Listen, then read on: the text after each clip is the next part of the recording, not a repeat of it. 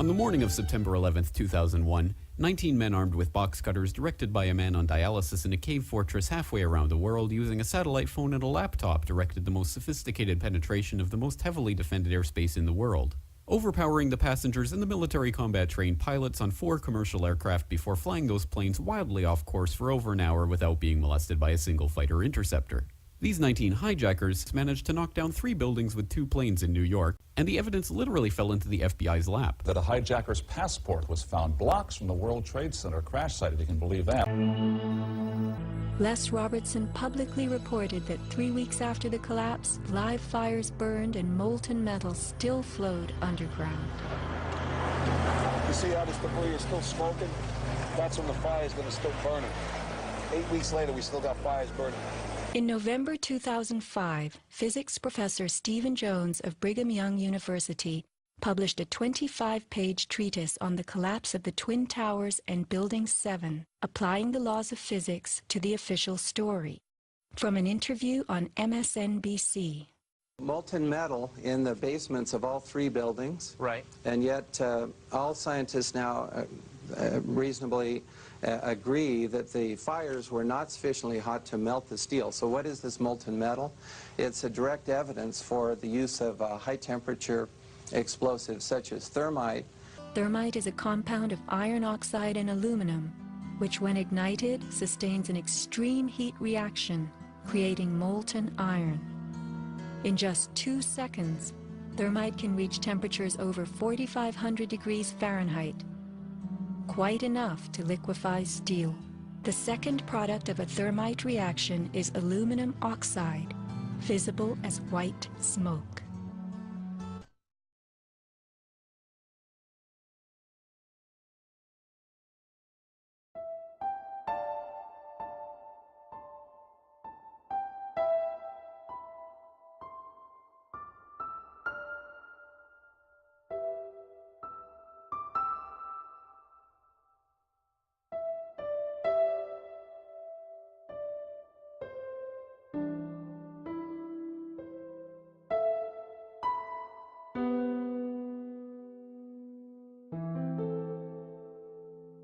The final convincing was this molten metal that I learned about. And pretty quick I'm learning about molten metal pools under both towers after they collapsed. This is how it's been since day one. Oh, it's unbelievable. And this is 6 weeks later, almost 6 weeks later. And as we get closer to the center of this, it gets hotter and hotter. Just a tiny sample. This is really all we need. By analyzing this, we determined it is not molten aluminum from the plane. Okay. Indeed, it contains a great deal of iron, which is the product of the thermite reaction. Until 9/11, I was unaware of any protected steel structure that had collapsed anywhere in the world. The collapses of the Twin Towers and Building Number 7 had to have been examples of controlled demolition, brought about by thousands of explosives placed throughout each of the buildings. There was a heavy-duty explosion. Then there's secondary explosions and then subsequent collapses. We've heard reports of secondary explosions after the aircraft impact.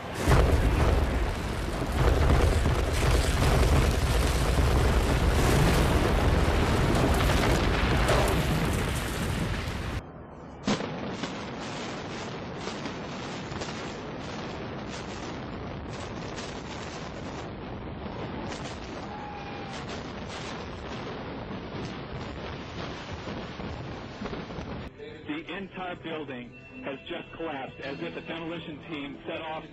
When you see the old demolitions of these old buildings, it pulled it down on itself, and it is not there anymore. Do you know if it was an explosion or if it was a building collapse? To me, it sounded like an explosion. There was another major explosion. The building itself, literally the top of it came down, sending smoke and debris everywhere. There has just been a huge explosion. There was a cascade of sparks and fire. There's a huge explosion, and it appears right now the second World Trade Tower has just collapsed. You said it sounded like the 4th of July. You heard a big explosion before the building fell? I saw it as it was happening, and it sounded as if you had 100 of those little black cat firecrackers and you lit them all off at once. That's what it sounded like. It sounded like the finale of the 4th of July over the East people are reporting bangs as explosions. The entire building has just collapsed as if a demolition team set off. When you see the old demolitions of these old buildings, it folded down on itself and it is not there anymore. When there was another explosion and they finally let us continue to go down. When we got down to 6th floor, there was like another shake or another explosion. Everyone started panicking, but according to his theory, he thinks that there were actually devices that were planted in the building. I'm in the building, start clearing out. It just went ba-boom. It was like a bomb went off.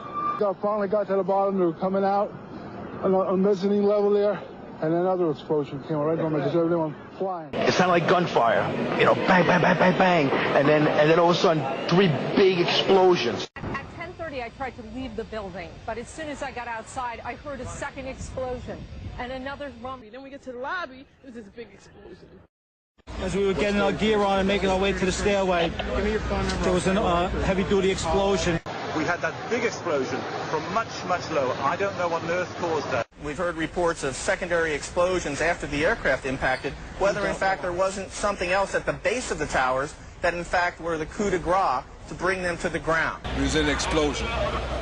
The third explosion, the whole lobby collapsed on us. Was that a secondary explosion? Yes, it was. Then there was a third one, too, after that one. So what you told me is that there was a plane or whatever hit the building, then a secondary explosion. It was like 3 explosions after that. And we started running. Floor by floor, it started popping out. It was if they had detonated. Yeah, as if they were planned to take down a building. Boom, boom, boom, boom, boom, boom, boom. All the way down. Some senators have described this as a second Pearl Harbor.